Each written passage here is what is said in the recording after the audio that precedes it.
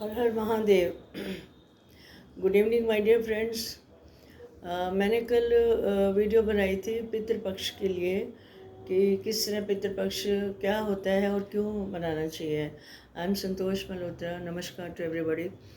आज मैं ये बताने जा रही हूँ कि जिनके ऊपर पितृदोष है, पितृ ऋण है, उसको हम किस तरह से अपने ऊपर से ये ऋण उतार सकते हैं। पितृ ऋण का मतलब है पिता का जो ऋण है। ऐसे मातृ ऋण भी होता है, गुरु ऋण, बहुत ऋण होते हैं। तो पितृ ऋण की बात हो रही है। तो ये जो, क्योंकि ये पितृपक्ष चल रहा है, ये 15 दिन श्राद्ध के हैं, पितृपक्ष के हैं। पितृपक्ष का मतलब यहाँ पे सारे पूर्वज आते हैं, नॉट एग्जैक्टली पिता। पिता की सेवा करें, पिता का कहा माने, वो तो है ही आज जो अलाइव हैं, जिनके फादर। बट जिनके, मैं ये बता रही हूँ, जिनके पूर्वज, माता पिता, दादा दादी, नाना नानी, जो भी उनके परिजन हैं, अगर वो दुनिया से चले गए हैं और उनके ऊपर ऋण है उनका, मतलब ऋण का हमें कैसे पता लगेगा। बहुत बीमार हैं, घर से बीमारी नहीं जा रही, नौकरियां छूट चुकी हैं, घर में मंगल कार्य नहीं होते, इवन औलाद भी घर में नहीं आती, तो ये हमारे पितृ हमसे नाखुश हैं। तो उनको किस तरह हम प्रसन्न करें, तो हमें ये श्राद्ध जरूर करना चाहिए। ये बहुत सूक्ष्म रूप में उनके पास जाता है।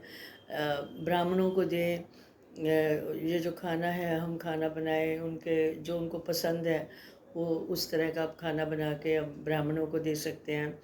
और कपड़ा दान कर सकते हैं। फिर कुछ ना कुछ धन का भी देना चाहिए दान। फ्रूट्स में मैंने बताया था, केला दे, पान भी दे सकते हैं, उनको बहुत पसंद है।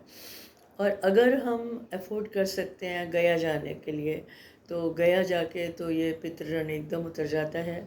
जन्मों जन्मांतरों की पीढ़ियों दर पीढ़ियों के ऋण उतर जाते हैं।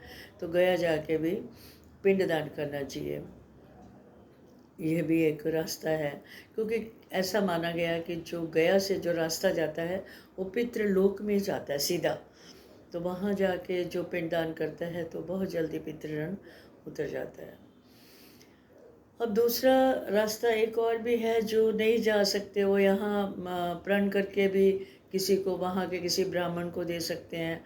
जैसे संकल्प करके करें कि हमारे नाम से ये वहाँ पे पिंडदान करें।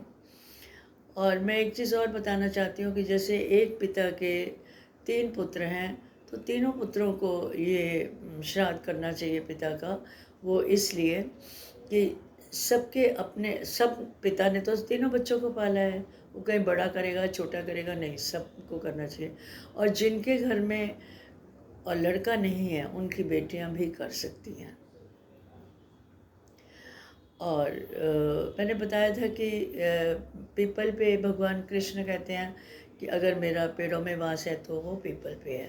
तो पूरे 15 के 15 दिन आप पीपल पे कच्चा दूध, जल चढ़ाएं। बेलपत्र पे, बेल पेड़ पे भी चढ़ा सकते हैं, बरगद के पेड़ पे भी चढ़ा सकते हैं।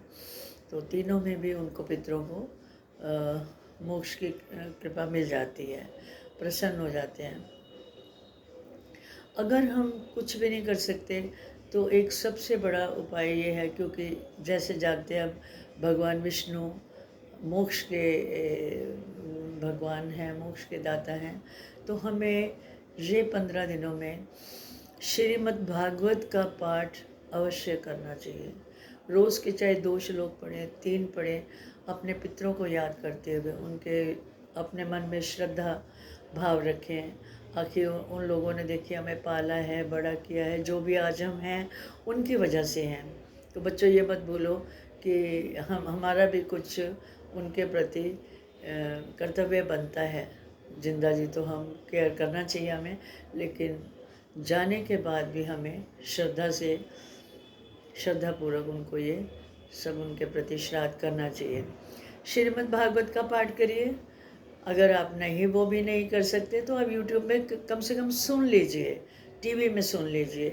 तो ये 15 दिन अगर आप भागवत जी का पाठ सुनेंगे और करेंगे, तब भी हमारे पितरों को मोक्ष मिल जाता है। अवश्य करें। आप सब पे पितरों की बहुत कृपा हो आनंदमय जीवन जिए और उनको मोक्ष मिले, उनको प्रेत योनि से मुक्ति मिले। जिनके कई पितर प्रेत योनि में भी जा चुके हैं, जिनकी अकाल मृत्यु होती है, तो ईश्वर करेगा ये सब मुक्ति मिलेगी, मोक्ष मिलेगा। सब पितरों को, सब ज्ञात अज्ञात पितरों को मेरा बहुत बहुत नमस्कार। आप सब पे बहुत पितृ देव कृपा करें। धन्यवाद। Please do like the channel so that पितृ आपके ऊपर कृपा करें। धन्यवाद।